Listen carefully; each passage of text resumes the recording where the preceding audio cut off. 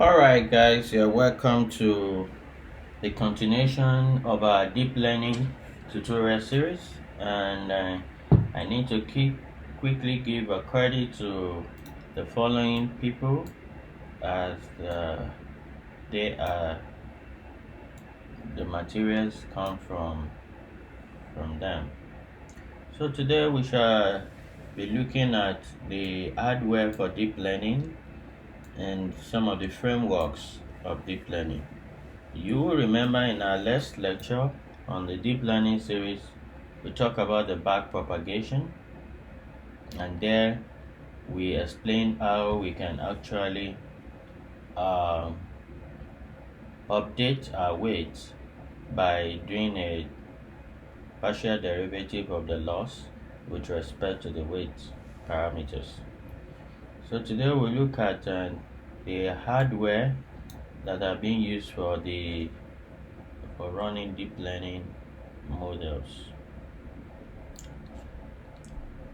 Yeah, as you can see here, this is a typical GPU machine, and the GPU stands for graphical processing unit.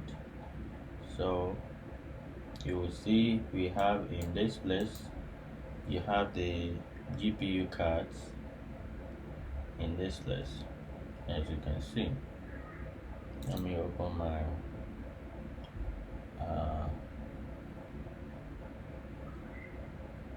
comment so we can have a pencil. So as you can see here, you will see these are the GPU cards here that we have here.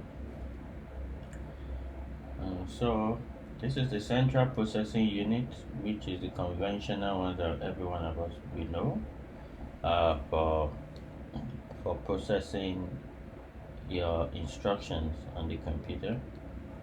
So these are the GPU cards. It's for graphics primarily, but we find out that these are very useful for doing matrix operations very quickly. Basically, two vendors that are producing this GPU, NVIDIA and AMD.